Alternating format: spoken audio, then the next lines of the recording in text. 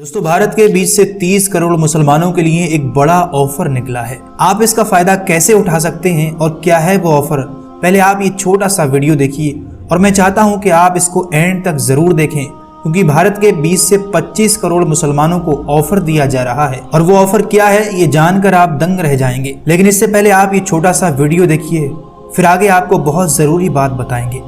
मुसलमानों, तुम्हारे लिए एक ऑफर आया है भैया की तरफ से। कौन वाले भैया? नए नवेले भैया। कौन वाले भैया? चंद्रशेखर साहब, जो कि नगीना से सांसद हैं और उनकी पार्टी एएसपी है। वो मुसलमानों से कह रहे हैं कि तुम बार बार ठगे जा रहे हो, बार बार ठगे जा रहे हो। मियां मुसलमान, अब हमारे साथ आ जाओ, मिल करके लड़ाई लड़ते हैं। बहुत लंबी लड़ाई। बहुत अच्छी बात है चंद्रशेखर भैया, आपने बहुत अच्छी बात कही है। हम आपको इस वीडियो के माध्यम से आपसे कहना चाहते हैं कि आप 12% आबादी का नेतृत्व करते हैं और हम 20% हैं। हमको कभी कांग्रेस ने, कभी बीएसपी ने, कभी समाजवादी पार्टी ने, कभी आरएलडी ने, कभी भाजपा ने, कभी टीएमसी ने, कभी आरजेडी ने, कभी आम आदमी पार्टी ने, सबने हमें खूब ठगा और हम हमेशा जो है वो फकत वोट बैंक बन करके रहे। हमने झाड़ू लगाया, हमने दरी बिछाया, हमने झंडा उठाया, हमने डंडा उठाया, हमने नारे लगाए। बदले में हमें क्या मिला? खामोशी। बदले में हमें क्या मिला? बुलडोजर। बदले में हमें क्या मिला? Mob lynching. बदले में हमें क्या मिला? हमारे जवानों को जेल के सलाखों के पीछे झूठे मुकदमे में डाल करके जिंदगियां बर्बाद कर दी गई। लेकिन आप कहते हैं कि आपके साथ आ जाइए। नहीं साहब, आपके साथ हम आने के लिए तैयार हैं। हमने कब मना किया कि हम आपके साथ नहीं आएंगे? देखिए, अब समर्पण नहीं, हिस्सेदारी चाहिए। अब वो वक्त नहीं है कि हम अपने आप को फिर से आपके सामने सुपुर्द कर दें कि भैया अब आप हमारे नेता हो। हमने बहुत से लोगों को नेता बनाया, बहुत से लोगों को रहनुमा बनाया और बदले में हमें सिर्फ और सिर्फ हमें जुल्म मिला, हमें जाति मिली और हमें बर्बाद किया गया। अब आइए ना, आप 12% वाले हैं, हम 20% वाले हैं। आइए मिल करके हम भाजपा जैसी सांप्रदायिक ताकतों को हराते हैं।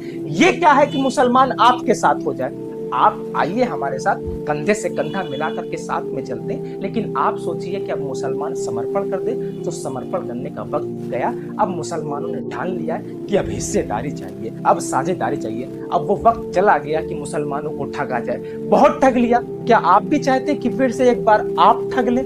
नहीं, अब उनका एक झंडा है, एक डंडा है, उनका अपना एक नारा है, उनकी अपनी एक क़यादत है, उनका अपना एक लीडर है। उसी लीडर के पीछे चल करके सत्ता के शीर्ष तक पहुंचेंगे। आइए मिल करके साथ चलते हैं और भाजपा जैसी सांप्रदायिक ताकतों को हराते हैं। अगर आप उत्तर प्रदेश में चुनाव लड़ना चाहते हैं तो आइए शौकत भाई के साथ कंधे से कंधा मिलाकर के चलिए। हम पीछे हैं और हम आपको वहां ले जाएंगे जहां आप जाना चाहते हैं। लेकिन साथ बराबरी का होना चाहिए, बात हिस्सेदारी की होनी चाहिए और उन तमाम लोगों को जवाब भी देना है जिन लोगों ने आज तक हमें ठगा है। अब हम ठगने वाले नहीं, अब हमको हिस्सेदारी चाहिए। इस वीडियो को ज्यादा से ज्यादा शेयर कीजिएगा और कमेंट में चंद्रशेखर भैया को टैग करिएगा और कमेंट में अपनी राय जरूर दीजिएगा कि आप अब समर्पण करने वाले हैं या फिर हिस्सेदारी। दोस्तों, ये वीडियो आपने देखा और बहुत ध्यान से सुना होगा। इसमें नोट करने वाली बात, हर मुसलमान के लिए जो अहम बात है वो ये है कि हमें अब हिस्सेदारी चाहिए। जब तक मुसलमान खुद राजनीतिक तौर पर मजबूत नहीं होगा, जब तक वो अपने किसी कौम के रहनुमा को खड़ा नहीं करेगा, हमारे साथ यही होता रहेगा जो अब तक होता आया है। कांग्रेस ने हमारा फायदा उठाया, सपा ने हमारा फायदा उठाया, बीजेपी ने हमारा फायदा उठाया और पार्टियों ने भी हमारा फायदा उठाया। लेकिन अब मुसलमान जाग चुका है, अब हकीकत उसके सामने आ चुकी है। अगर आज इस पूरे हिंदुस्तान में मुसलमानों की आवाज़ ज़मीन से लेकर पार्लियामेंट तक कोई उठाने वाला शख्स है तो वो वाहिद एक शख्स है, बैरिस्टर असदुद्दीन ओवैसी। उनको मजबूत किया जाए और हर मौके पर यह बात सामने आ जाती है। औरंगाबाद में जो इलेक्शन हुए थे, इम्तियाज जलील साहब को किन लोगों ने हराया? अपने ही कौम के लोगों ने, अपने ही मुसलमान भाइयों ने उनके अगेंस्ट में खड़े हो गए। नतीजा क्या निकला? हमें हार का सामना करना पड़ा। एक नहीं 15 से 20 मुसलमान थे, किसी को 100, किसी को 200, 400, 1000, इस तरह से वोट काटे गए। यही वोट अगर इम्तियाज जलील साहब को पड़ जाते तो शायद नतीजा कुछ और होता। जीत 100% पक्की थी। समझो मैं क्या समझाना चाह रहा हूँ। मुसलमानों के अंदर ये गद्दारी पहले से चली आ रही।